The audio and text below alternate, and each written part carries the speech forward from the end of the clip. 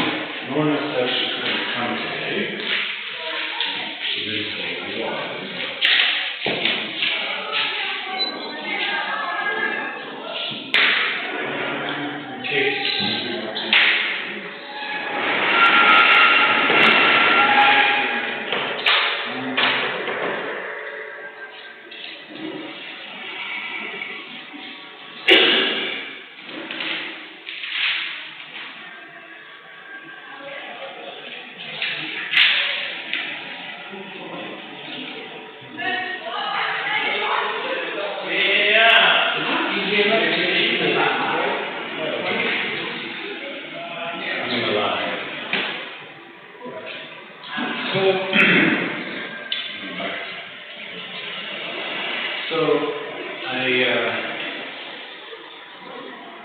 this is not, well, the textbook that I found, Intro Calculus. So the course we're doing is called Intro Calculus. It has the usual subject in the way that that's usually taught, which is the way that I learned it, which is the way that it's taught for people who will, it's usually taught as part of material sciences, engineering, those kinds of fields, which are not. There's another course here that I also know teaching called Math or Economics. And it covers a lot of things, including the same content as us, but then some other things as well. So then I asked my brother, who's a professor of economics, what textbook would you suggest for math or economics? So he gave me this one suggestion, which is Alfred Shen. Fundamental Methods of Mathematical Economics. So I started looking at it and read it, and I thought, this is a really good book. And it's written in a way I think that is quite nice. It motivates why they're very useful. So I thought, even though you're not studying economics, you're studying accounting, it's a lot closer to economics than it is to science and engineering. So the kinds of examples that things we talk about might be more relatable, and it will help to understand why we learn about derivatives and limits. So my suggestion is I will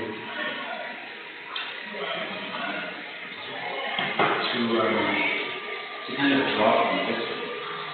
The other book will still be useful. Sometimes the way it's done in one place, you don't quite get it, you want to see it in another way, it can be helpful in multiple ways. So, we're not going to start over. It's useful what we've already covered. Yeah. But the way this, now I'm not entirely sure where to begin. Where we would begin now would be part 3. Comparative static analysis, which sounds like what the heck is that? Well, so that's where sort of my question is. Right? So if you look at whatever the thing we talked about was rate of change and the derivative, or the slope of the curve, the concept is negative, so then which we have seen some of these but we could also so I'll share this book with you as well. And it might be useful, like the first 2 chapters are not very long, and they're a nice read, sort of a nice review of some things. But then I'm wondering if we look a little bit together at the meaning of equations, the first page or 2 pages, just to have an understanding of what I think it would be useful. So this part will be more us talking and thinking and less doing math, but we will get to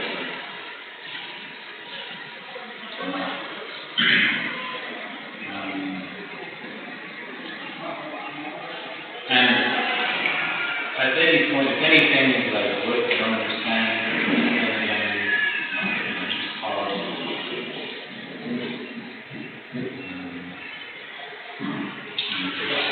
These are to be here or there. So, talking about, there's an analytical procedure outlined in chapter 2. We don't know what it is yet. But essentially, there's a way of an analytical experiment.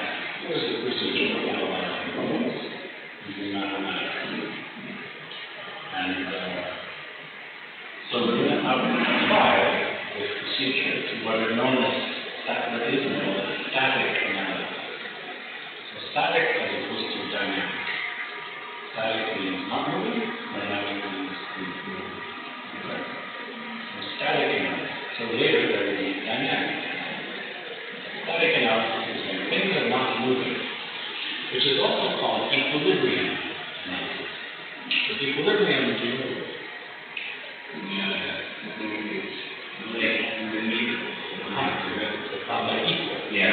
So if you have, you know that when you create things, you have those two scales? Yes. And then you try to get the equal, and you know the equal. Yeah. That, when you reach the point where the scale stops moving, that is equilibrium. Strictly speaking, if it stops moving here, that's also equilibrium. Equilibrium means not moving. So if it's equal, it can be like this, but it's not moving. Usually, they have to be like this. They're like this, and they go. Yeah. So then he starts off. Well, in order to start off to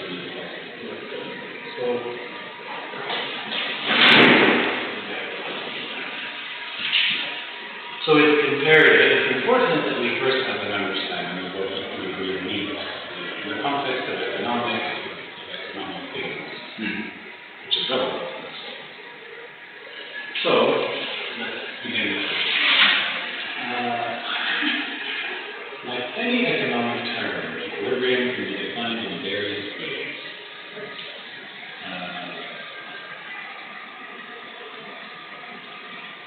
So if it goes through this, I guess this would be important. So in a sense, we're going to learn a bit of economics. So maybe you could read, according to one definition, equilibrium is related variables, so adjusted to one another, no inherent tendency to change prevails in the model which they constitute.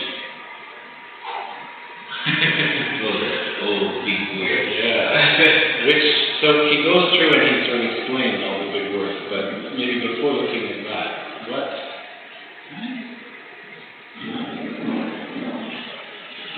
what do you get from this?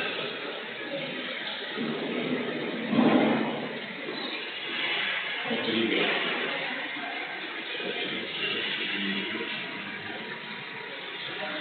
So what are the words you do?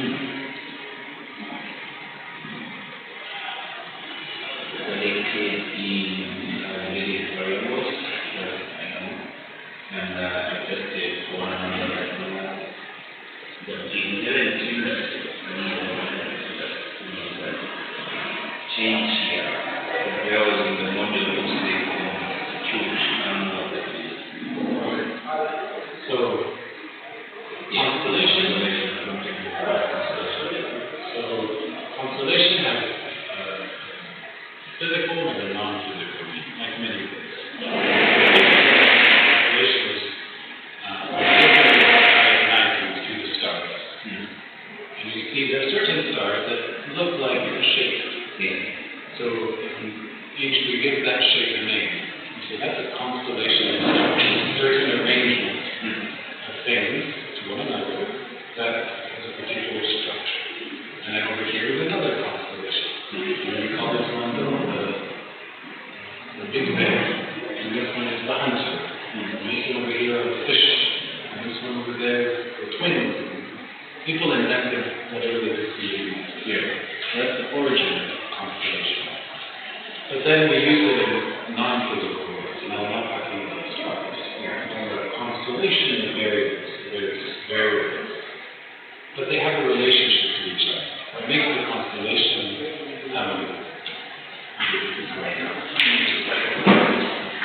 so a constellation might be here. This is my favorite one.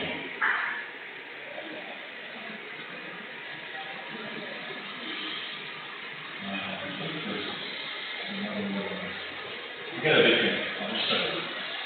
So there are these 7 stars in the sky. This is a real constellation. So the sky is huge. This one is called Orion. Orion is a character of constellation. And this is called Orion's belt. So these are stars. You will see them in the sky. They're brighter than the other stars. So they stand out. So you see them. So you can imagine drawing a line from these stars to each other. That's kind of what people did in their mind. It might be one. Something like that. So, depending on how you imagine the line, you can now imagine it looks like. Yeah. It will just look like the bow, and then there's a man here, with his head, and his body, his belt, and then his legs, and he's holding this bow in his hand. Something we call Orion's belt. So there are these stars, and there's all sorts of other stars around, right? Yeah. But these ones are bright, you see them more, and you imagine that they are connected in some way. They're not all connected to anything else, but the whole thing is connected together, essentially. So that's a constellation. So now when we say a constellation of variables, of selected variables. So selected means I chose these things. Yeah.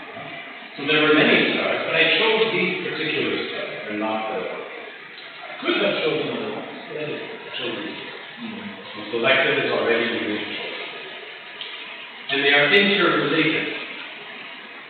They relate to each other. So like here, this one relates to this one. This one relates to that one. This one relates to this one. Now, of course, these are stars. Now we're talking about variables. Do you know any financial variables? Economic variables?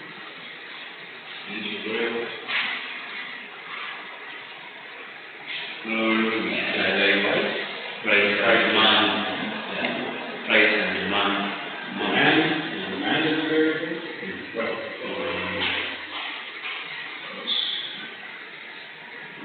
you know the law of demand and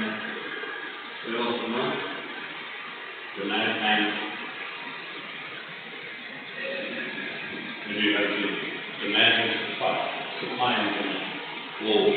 Right? And supply, remember how much is available to buy. Here's the supply. Let's say yes. There's a certain amount of supply, and there's a certain amount of demand. Depending on how much demand and how much supply, then you try to figure out the right price. Yeah. So those are three variables already that are very common in accounting and Yeah. So those might be three variables we would select. Now, are they related to each other? Does price relate to demand or supply? Does demand and supply relate to each other? I think they are related, yeah. Yeah. Would they relate to tax? The tax code? Yeah. They might. Maybe they relate through, let's say this is the tax document. And let's say this is price. Actually, price is right here. And then we have demand. They have demand just D, and that's the supply. So something like that. So if the price determines demand is related to price. The higher the price, They are lower. and the higher the price, the more the supply. And how the supply will be high. Yeah. So this one goes down, this one goes up, and somewhere it should be. Now, if there's tax, the tax also affects the price. The tax doesn't directly affect demand and supply. But because it affects the price, it might indirectly affect these things. So they're related, but maybe not direct. But all of them are interrelated. Alright, so we've got a constellation of selected interrelated variables. This is a bit older English. So adjusted to one another. They have been adjusted, so their values have been adjusted just to the point, to one another, that no inherent tendency to change. Inherent is within yourself. So at that point you are looking at within the variables. Yes.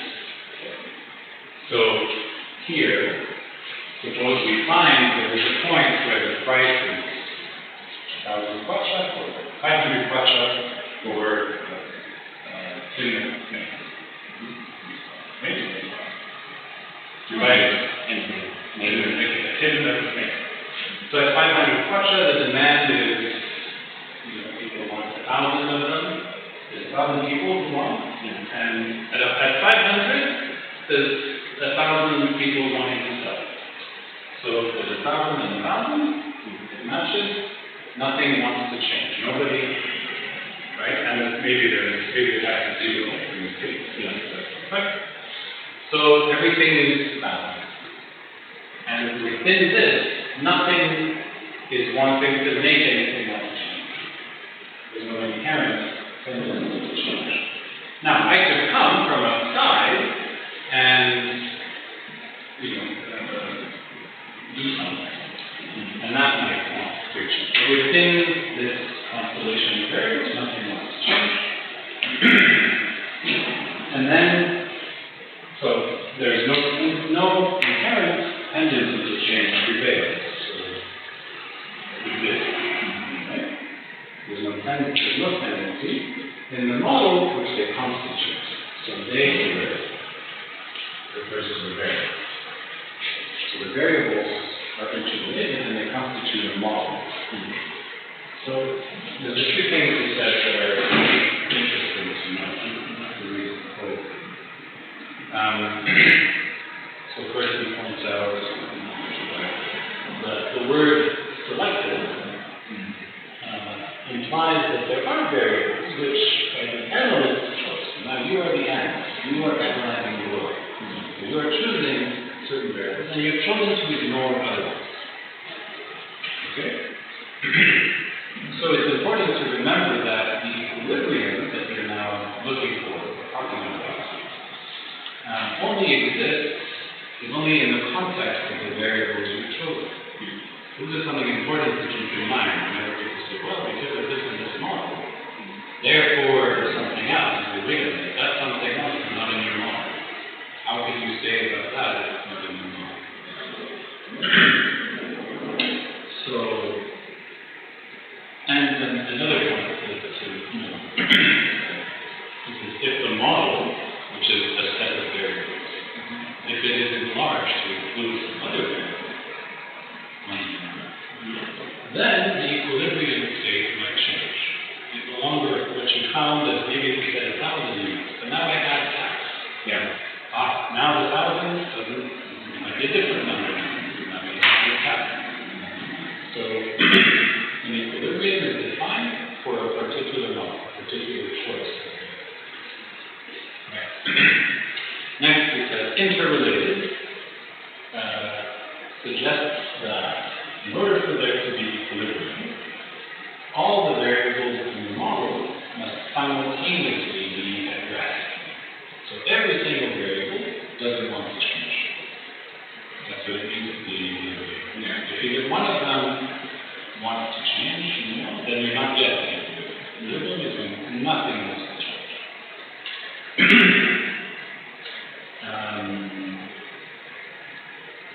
Okay?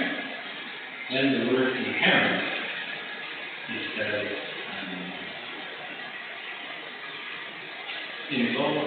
implies that the state of rest is based only on the balancing of the internal forces of the model. So what is that? The internal forces of the model. Right? So there's a force between price and supply. Yeah. Higher the price, then the forces supply to go up. Lower the price, the forces demand to go down. So those forces, you want to find where are they balanced. All the forces are balanced so that nothing wants to change. But that's within the model. It assumes that any external forces, like maybe there's a regulation that you're not allowed to sell more than X amount. We ignore that. That is considered for the purpose of finding them. So we've chosen some variables and we want to see how they move and where do they not move. And so everything else that we didn't choose is not having an effect on the model. But you have to remember in your mind, they exist. Yes. But for my way of looking at the picture right now, they are considered, they're assumed. We're going to see this word come often, so I think it's good. It's explained more in an earlier chapter. Exogenous. It looks like a big word, but it's touching. Ex means outside, endo is inside. So you have exogenous and endogenous. And then you'll see endogenous. And it simply means endogenous are the variables that are within the mind, the ones we choose. Those are the endogenous. This is exogenous is everything that is built. So for example, I had put tax over that if you start very simple, you say that there is no tax. I'm not selecting it. The variable, my model is supply, demand, and price. It's keeping now tax is an exogenous variable. It's outside of the model. Now if I select tax and I add it to my model, now it becomes we call it an endogenous. Should I write it down? So endogenous and exogenous are not, it's not that a variable is, the price is always endogenous. Price is always endogenous. It depends on whether you have included it in this model or not. So in this model, something can be endogenous, and in another one, it could be exogenous. It's just keeping track of what am I working with, and what are the things that I assume are outside. Okay. And that's it. So an equilibrium. An equilibrium is a situation characterized by a lack of tendency to change. It's the state of my model. The values of the variables are such that all the forces are balanced and nothing wants to change. There is nothing that wants to change. And for this reason, the analysis of equilibrium is referred to as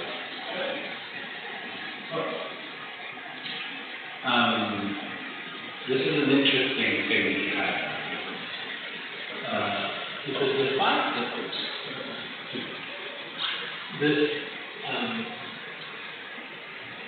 an equilibrium is a state where there's no tendency to change. Now we might think, oh, that must be desirable, that must be the way things should be. Nothing wants to change that. That would be the right way to be. Which assumes that which is ideal does not change. Which is a certain right, the ideal truth doesn't change. Yeah, the ideal of something doesn't change. But that doesn't apply here. Just because there's an equilibrium does not mean that it is the best or the healthy way it should be. It simply means if there's no other forces, this is where it will want to settle. Whether or not it's a good thing, another question. Yeah.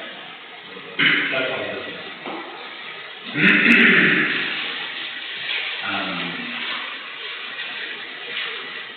We can give some examples here. You might have a process maximizing a situation from the firm's point of view. A firm is a company.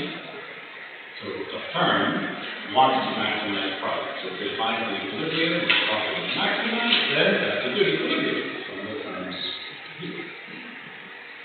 But another one might be there's an underemployment equilibrium level of the national income.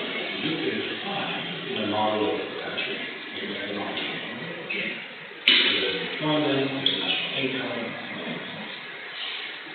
that you can find a set of values where nothing wants to change.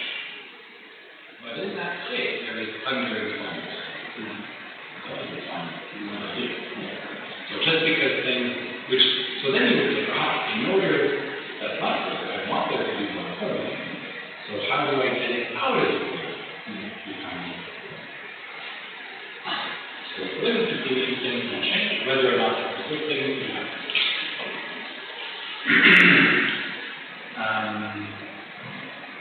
And so just as a kind of a looking forward, if there is an equilibrium that we do consider desirable, this is the way things should be. We call that a goal equilibrium. Goal equilibrium.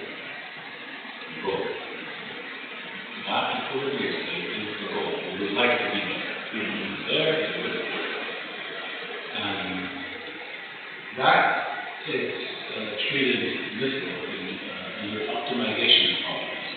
How do you find the best situation where nothing wants to change?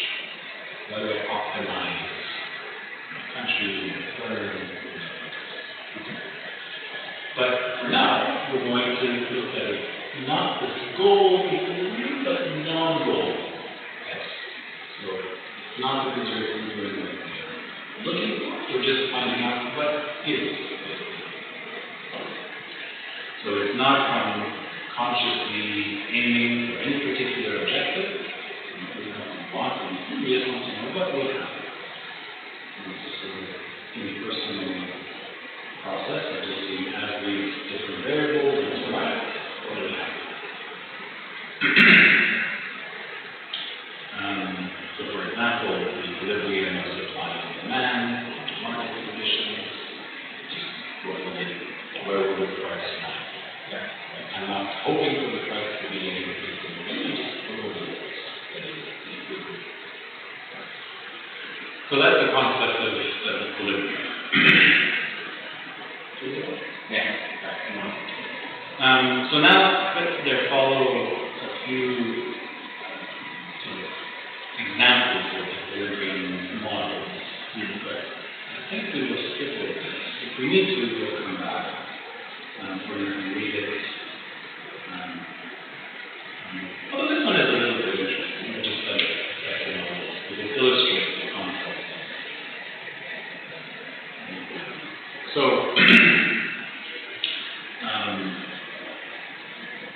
this is good.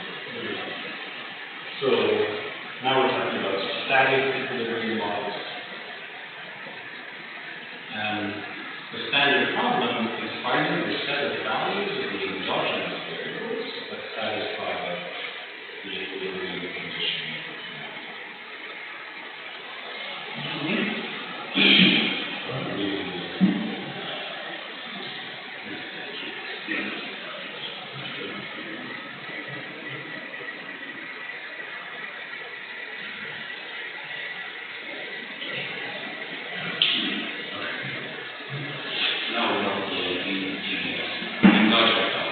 Exactly. This is where now endogenous. So now you remember endogenous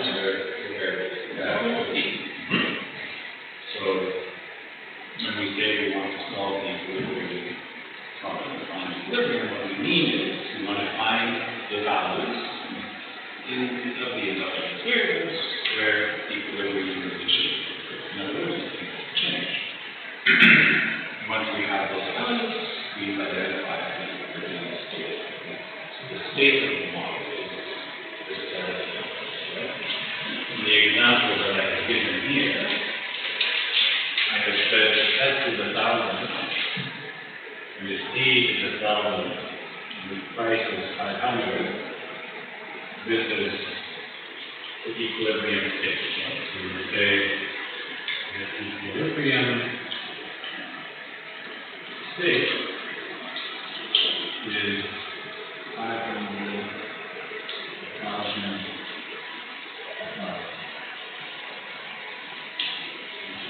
So just like when we have a point on the plane, the point is x, y, that point is like a state in the plane. Here, the state is what are the values over there. For every different set of values, if I change any of these, that's a different state. And the question that we are asking then is we want to find equilibrium. What is the state? What are the values of each of the variables, the endogenous variables? That if I have these values, then nothing in my model wants to change. We haven't yet said what is the model. Yeah. What are the relationships between? But we can imagine, if price goes up, supply wants to go up. If demand goes down, the price goes up, demand wants to go down. And the equilibrium condition is the condition that yes. The equilibrium condition. So how do we find that this price should be this? Because supply wants to make the price bigger and bigger and bigger. Demand would like the price to be cheap. I would like to get it for free. Yeah. So what, there has to be something else. Otherwise, how do you find any value for cap? There has to be another condition in the model. And it'll be obvious when you know how to say it. But if this one wants to sell, and this one is who wants to buy, in order for me to sell, there has to be someone who wants to buy. So if I make the price, let's say, 1,000, or even maybe 5,000, 10 times more, well, the car might become 10,000. What will happen to demand? If the price is 10,000, If price is 5,000, what happens to demand? still go low. Yeah. So now 10,000 people want to sell, but maybe only 10 people want to buy. Can the 10,000 people actually sell? There's only 10 people. No, don't create such a. Right. So in order for me to sell, someone has to buy. Yes. And in order for me to buy, someone has to sell. So the condition of S has to be complete. Otherwise, this doesn't actually, it's not a real thing. You can't sell to nobody. Yeah. If you can't buy from nobody. So,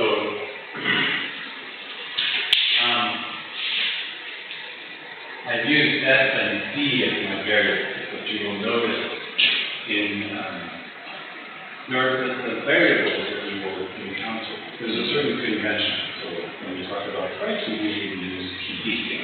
When we talk about quantities, we usually use Q as a quantity. And in this case, they go, well, because demand and supply are both quantity. So they say quantity of demand D, quantity of supply R. So now we're going to Q. And the equilibrium occurs in the market if and only if there is no excess demand. Right? So this is another way of writing what we just said. Oh, yeah. Right? So demand and supply has to be Not there. The difference between the yeah. in other words, you could put Q supply on the other side. You put what? If you rearrange this equation to have QD on one side and QS on the other side. So one will run QD is equal to 0 minus QS. So Now zero price is price. yeah. And 0 plus QS is QS. Q. So then we have QD equals Q. So it's exactly the same that I wrote here, just differently. If I take this and I go minus D minus S minus let's say I started with S equals D. Subtract S from both sides. And I go 0 equals so it's two different ways of expressing this.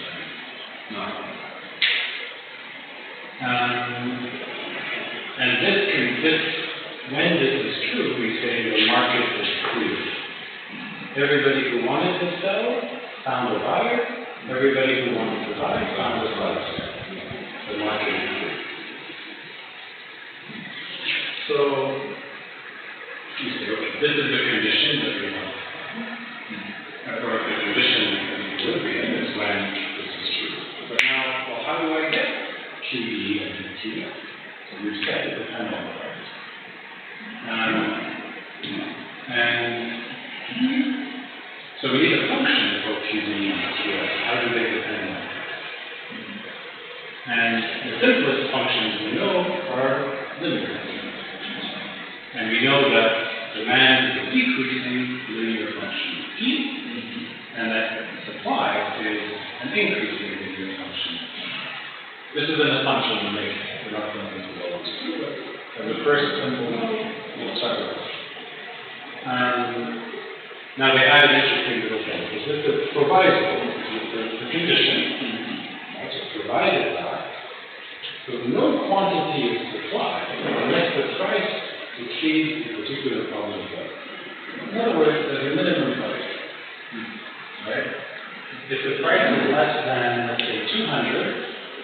nobody will know. That's the thing. So there's a choice we're making. There's actually.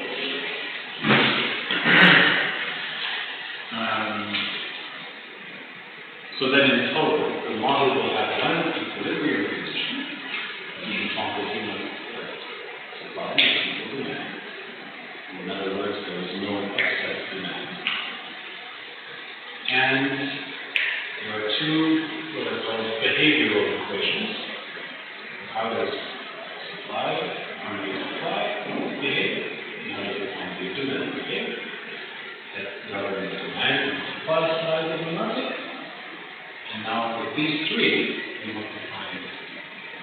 So now we can draw a chart. And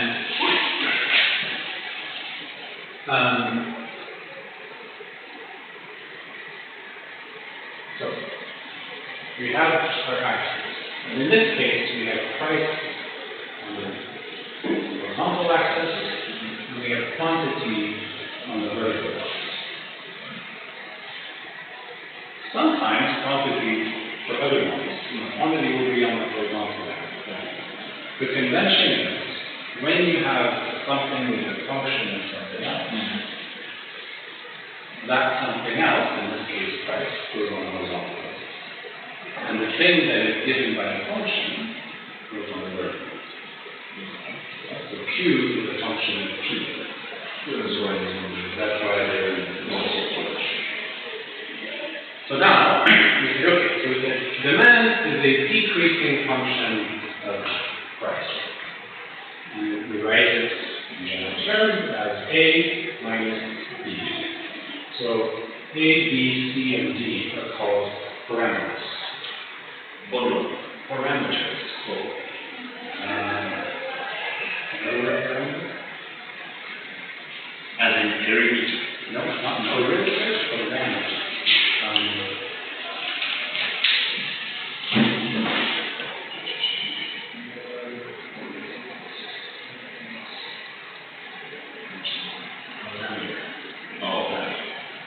So a parameter, this is explained again in that chapter 2. It just reviews what are the variables, constants, parameters, functions, all these things that we're going to use. You know what is a constant? Yeah. So number 3.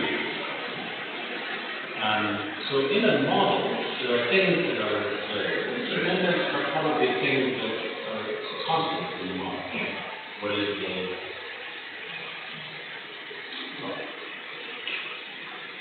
here? But in order to make the model a bit more useful, maybe you don't want to specify that it's true. What it is so this point A, what does it say? It says it works. If the price is 0, if it were free, this is how much quantity would be demanded, right?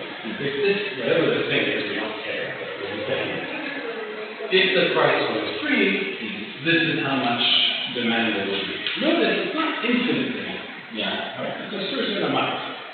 Above that, people don't want it. There's only, even if it's free, I only want this much. Okay. So that's the amount we want. So that would be some number. For the purpose of our model, in a sense, it's a constant, but it's a constant we have not yet decided the value of. Is that 1,000? Is it million? We're not sure yet, but we know it will be a number. That kind of thing we call a parameter. So a variable is the thing that can change, and parameter is sort of weird. It's a constant that can change. But for the purpose of the model, it's considered constant. And we call those parameters. And so and we usually use the letters from the beginning of the alphabet. Those will usually be parameters, constants. The letters from later in the alphabet, X, Y, Z, W, and so on, or X, Y, U, So that's one way to know if it's variable or not. Except for then we have capital letters in economics, particularly capital letters are variable. So in this case, we have three equations. So we've already talked about what is the meaning of A. Yeah. It's the maximum demand if the thing was free. So what do you think, so minus C, what does C mean?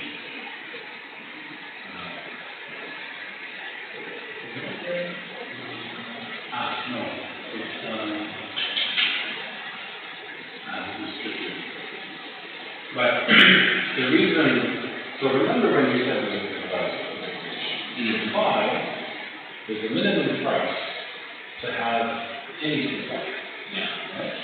So if the price is 0, there's no supply. But even if the price is low, if it's below the minimum, there's still no supply. So here, it's actually, this is a piecewise defined function. But we say you have to be at least at the price P1 in order to start having any quantity supply. And the way you construct that is by saying this should intersect the vertical axis at a point below the line. And that makes the line cross the horizontal axis or here. So putting a minus ensures that we have a minimum price. C is not the minimum price. C is the quantity if the price is free, then I would, what does it mean to have a negative quantity? The negative quantity is the real. Instead of supply, I would want it. Yeah. So even the supplier would want the negative price. Okay. Then we have B and D, which are like. So this should look like an equation you know, the equation of the line. So what, there are different letters, right? Yeah. Which ones are which part of the, so the standard equation of the line is 1 is equal to n x plus b. okay? Yeah. So what is y? So it should be Okay, what is 10? plus b. What is x? Plus a. So it's 0. And n is actually minus plus mx, zero is minus m. But in essence,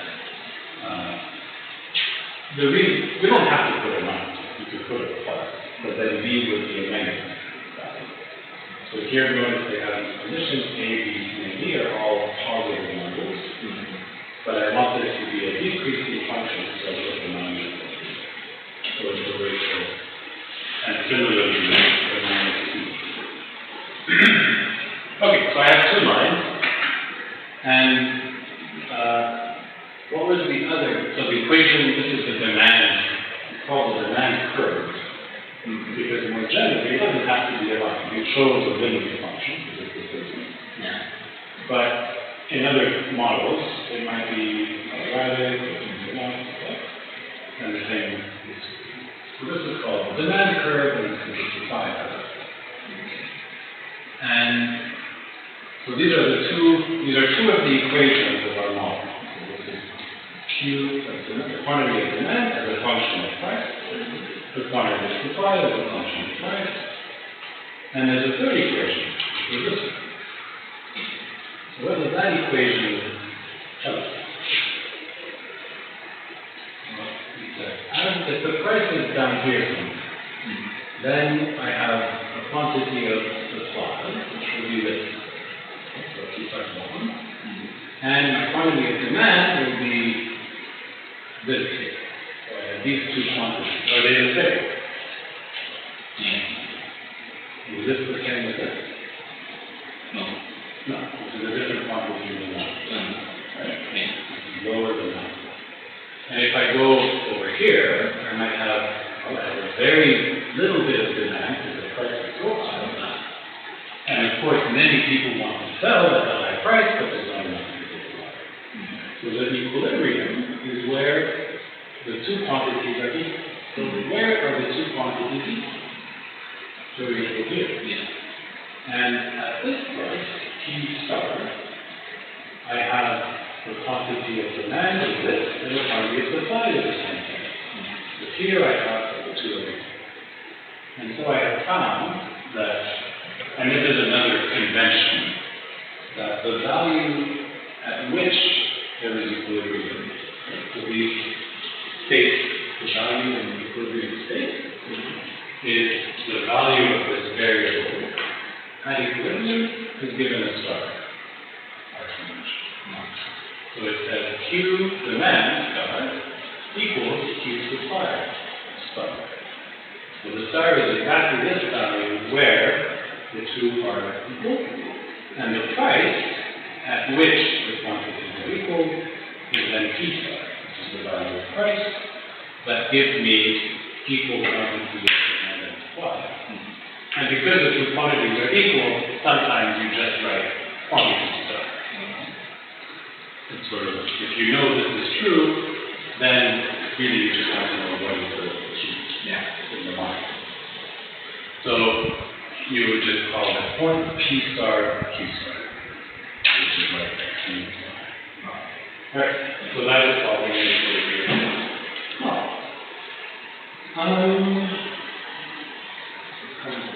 So now let me jump back to the various times.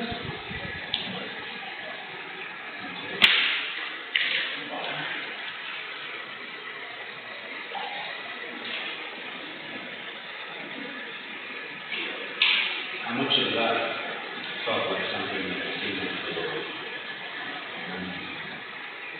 I think the equilibrium was certainly controlling that's right. Okay, good. So we're on track with economics. So hopefully I didn't spend too long re-explaining what I know now. So that was just to give us a basis now for what do we mean by equilibrium and solving for equilibrium. And in particular, why we want derivatives. So last week I started in this way of teaching, which is the limit, why do we So what I like about the approach is here, it starts with why would you want this? What are you trying to find out? Okay, here's a mathematical tool, which I think is a much more interesting method. So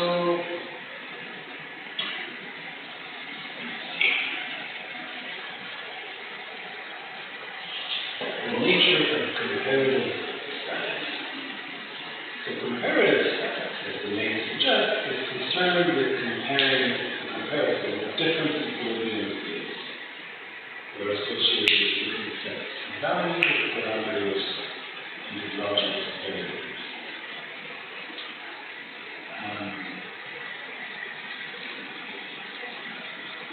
Let me read it and then I'll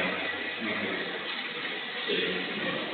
For purposes of such a comparison, we always start by assuming a given initial equilibrium state. In essence, what we're getting at is, so we have this, so we have the model that we just talked about. We have parameters, A, B, C, D. So you find an equilibrium state, okay, so Q star, P star. That's assuming certain values of A, B, C, and D. The graph has certain shape. If I change any of those,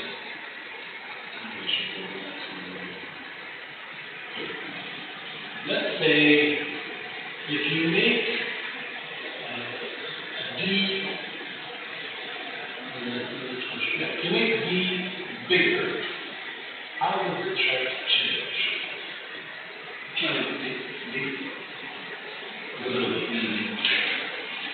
You make D bigger.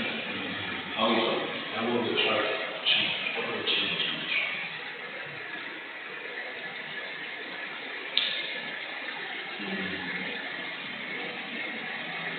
I think it's a